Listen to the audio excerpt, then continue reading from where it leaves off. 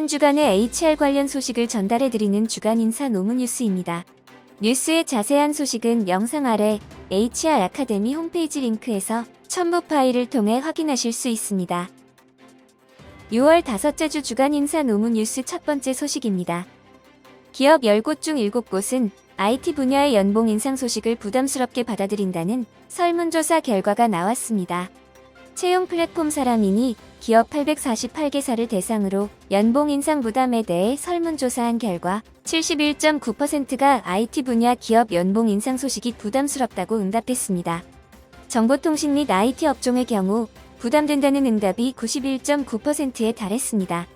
그 이유로는 55.4%가 같은 수준으로 올려줄 여건이 안 돼서를 꼽았습니다. 현재도 채용에 어려움을 겪고 있어서 기업 규모 간 격차가 더 커져서 이직 및 퇴사자가 늘 것 같아서 실적 악화로 이어질 수 있어서 등이 뒤를 이었습니다. 올해 중간 연봉 인상 계획이 있는 기업들은 11.7%였습니다. 가장 큰 이유는 인재 유출을 막기 위해서가 61.8%였으며 우수 인재 유치를 위해 실적이 좋아서 경쟁사들도 연봉 인상을 기획하고 있어서 회사 인지도를 높이기 위해 등도 많은 비율을 차지했습니다. 최근 빅테크 기업의 연봉 인상으로 영향을 느끼는 기업은 31.8%로 집계됐습니다. 이들은 연봉 차이로 인한 채용 부담, 직원들의 상대적 박탈감으로 분위기를 해치는 것, 인력 유출, 연봉 인상에 동참하게 되는 것, 과도한 연봉 인상으로 실적이 악화되는 것 등을 우려하고 있는 것으로 나타났습니다. 두 번째 소식입니다. 근로자가 질병과 부상 등으로 일을 하지 못할 때 소득의 일부를 국가가 보전해주는 상병수당 시범사업이 7월 4일 시작되어 중앙재난안전대책본부는 15일 회의를 열고 상병수당 시범사업 시행계획을 발표했습니다. 상병수당 시범사업은 다음 달 4일부터 서울 종로구, 경기 부천시, 충남 천안시, 전남 순천시, 경북 포항시, 경남 창원시 등 전국 6개 시군구에서 시작됩니다. 이들 지자체에 주소를 둔 근로자들은 7월 4일 이후 상병수당 신청이 가능합니다. 다만 지방자치단체가 지정한 상병수당 협력사업장 소속이면 다른 지역에 살아도 혜택을 받을 수 있습니다. 상병수당은 최저임금의 60%로 결정됐습니다. 올해 하루 최저임금을 적용하면 하루 43,960원을 최대 120일간 받을 수 있습니다. 다만 시범사업을 통해 여러 모형을 시험해 최적의 제도를 찾기 위해 구체적인 상병수당 지급 방식과 기간은 지역에 따라 다르게 적용합니다. 또한 제도 오남용을 방지하기 위해 첫 7일은 대기기간으로 정했습니다. 이번 상병수당 시범사업은 1단계입니다. 매년 적용 지역을 넓혀 2단계, 3단계로 사업을 확대할 예정이며 정부는 2025년 상병수당 제도를 전국에서 시행할 계획입니다. 상병수당은 일종의 글로벌 스탠다드입니다.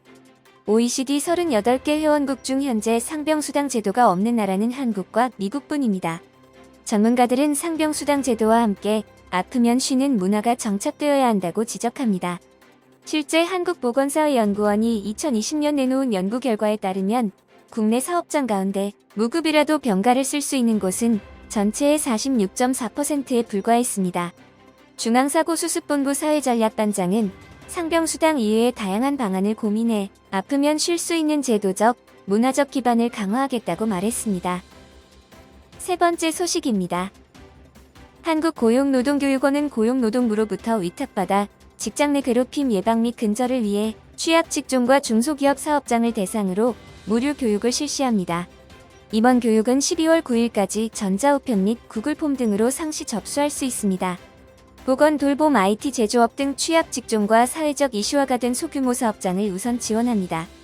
교육 접근성을 높이기 위해 신청 사업장이 희망하는 일시와 장소에 전문 강사가 사업장을 직접 방문하여 교육을 실시하며 사업장 특성상 대면 교육이 어려운 경우에는 비대면 교육도 실시합니다. 교육 내용은 근로자의 권리를 보호하고 사업장 자율의 문제 예방 및 대응 역량을 향상시키고자 직장 내 괴롭힘의 판단 기준과 대응 방안 등을 중심으로 구성됩니다. 한국고용노동교육원 원장은 직장 내 괴롭힘 금지법 시행이 3주년을 앞두고 있지만 아직까지도 피해 사례가 다양하고 문제 제기는 지속되고 있다면서 고용노동교육 전문기관으로서 건전한 조직문화 형성을 위해 다양한 교육 기회를 제공하고 양질의 교육으로 직장 내 괴롭힘 근절에 앞장서도록 노력하겠다고 밝혔습니다. 네 번째 소식입니다. 21일 한국노동조합총연맹은 내년도 최저임금 최초 요구안을 제시했습니다. 최저임금위원회 5차 전원회의가 열리기 1시간 전 기자간담회를 연 노동자 의원들은 최저임금법 제4조 제1항인 최저임금의 결정 기준 및 현재의 대내의 경제 상황을 종합적으로 고려한 노동계 단일안으로 2023년 적용 최저임금을 적정 실태생계비 시급 13,608원의 80%인 시급 1,890원을 요구한다고 밝혔습니다. 이는 현행 최저임금인 9,160원에서 18.8% 인상한 금액입니다. 근거로는 경제위기와 불평등 해소, 최저임금 노동자 가구 생계비 반영, 악화하는 임금 불평등 해소, 경제민주화 실현 등을 제시했습니다. 특히 노동자 의원들은 코로나 이후 저성장 고물가의 스태그플레이션 등 경제 상황 악화가 현실화되고 있어 소득이 낮은 계층의 상황은 갈수록 악화되고 있다면서 현재의 최저임금은 최저임금위원회가 발표하고 있는 최소한의 생계비인 비혼단신 생계비에도 미치지 못하는 수준이라고 지적했습니다. 또 전체 노동자의 평균 임금 인상률에도 미치지 못하는 수준으로 최저임금이 인상되면 임금 불평등이 심화할 우려가 있다며 2021년 적용 최저임금 인상률은 역대 최저 수준인 1.5%에 그쳤지만 고용 형태별 근로실태조사의 월 통상임금은 3.3%, 시간당 통상임금은 3.1% 증가했다고 말했습니다. 더하여 2021년 상용 근로자 100명 이상 사업체 임금 총액 역시 3.6% 인상됐고 최저임금위원회 자료에서도 2022년 명목임금 증가율은 5.1%로 예측됐다고 설명했습니다. 업종별 구분 적용에 대해서는 저임금 노동자의 생활안정이라는 최저임금 제도의 취지에 비춰볼 때 사업의 종류별로 최저임금을 달리하는 것은 위헌이며 위법하다고 비판했습니다. 그러면서 납품단가 연동제 도입과 영세 자영업자 및 중소상공인 보호를 위한 제도 개선 방안 마련을 촉구했습니다. 제도 개선 방안으로는 온라인 플랫폼 수수료 조정위원회 설치, 가맹 수수료 인하 등 재벌 및 프랜차이즈 갑질 근절 방안 마련, 중소상공인 대출이자 동결 및 상환 연장, 중소, 영세 자영업자에 대한 일자리 안정자금 연장 및 확충 등을 제안했습니다. 5번째 소식입니다. 중소기업중앙회가 지난달 19일부터 25일까지 만 18세 이상 34세 이하 청년 구직자 1,200명을 대상으로 실시한 올해 청년 일자리 인식 조사 결과 청년 구직자 73.4%는 중소기업 취업을 고려한 적이 있는 것으로 나타났습니다. 특히 응답자 중 연령이 높을수록 근로 경험이 있을수록 중소기업으로의 취업을 고려한 적이 있다는 답변이 상대적으로 높았습니다. 채용 방식과 관련한 조사에서는 공정성을 중시하는 MZ세대의 특징이 곳곳에서 드러났습니다. 서류 면접 위주의 채용 시스템 적절성에 관한 질문에서 조사 대상 청년 구직자의 61.8%가 부적절하다고 답했습니다. 그 이유로는 직무와 무관한 질문이나 미숙련 면접관이 심사하는 등 면접 방식의 불합리함을 가장 크게 꼽았습니다. 이어 평가 방식을 알리지 않는 등 평가 방식이 불공정함, 불합격, 합격 공지 방식이 적절치 않음 순으로 나타났습니다. 청년 구직자들은 명확한 직무 정보 제공, 채용 기준 제시 등을 원하고 있으나 이러한 채용이 잘 이뤄지지 않아 어려움을 겪는 것으로 보입니다.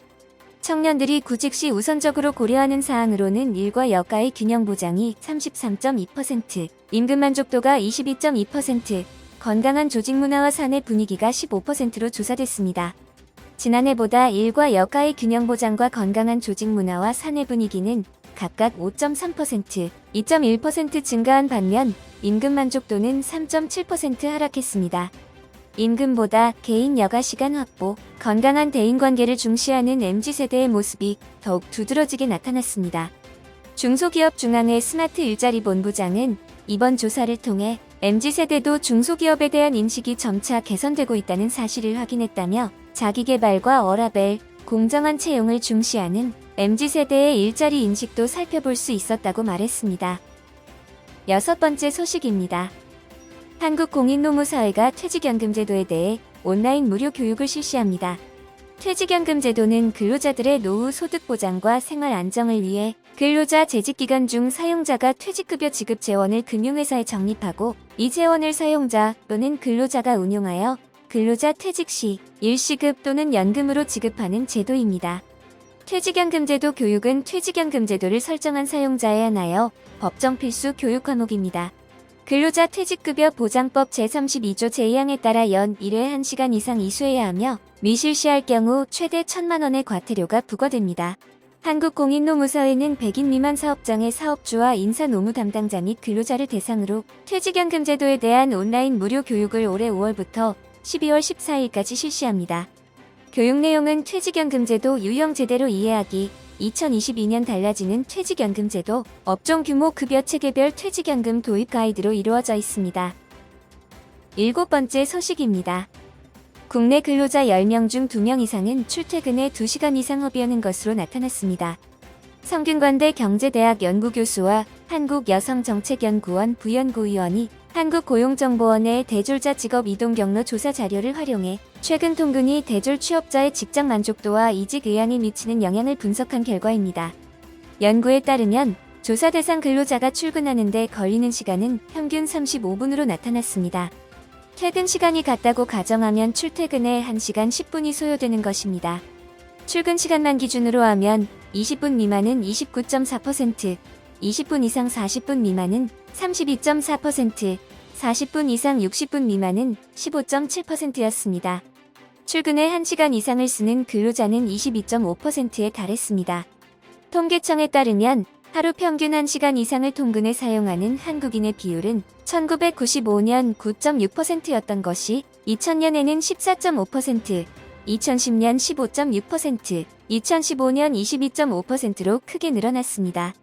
평균 통근 시간도 58분으로 OECD 회원국 평균보다 2배 이상 길게 나타났습니다.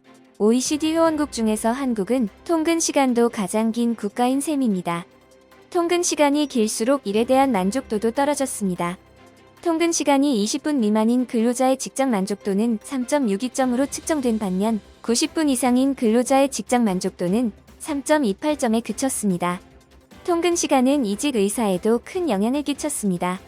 통근 시간이 20분 이상 40분 미만인 근로자는 20분 미만인 근로자보다 이직 의향이 1.26배 높았습니다.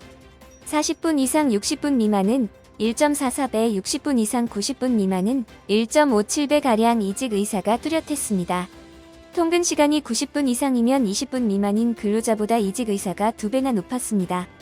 연구진은 장시간 근로와 장시간 통근이 합쳐지면 생산성 등 여러 부문에서 부정적 영향이 불가피하다며 장시간 근로를 줄이는 정책 못지않게 장시간 통근을 줄이기 위해 대중교통망 확충, 시차 출근제와 정보통신 기술을 활용한 업무 등을 확대해 근로자의 피로감을 줄여야 한다고 말했습니다. 이번 주 주간 인사 노무 뉴스는 여기까지입니다. 다음 주도 유익한 소식으로 찾아뵙겠습니다. 감사합니다.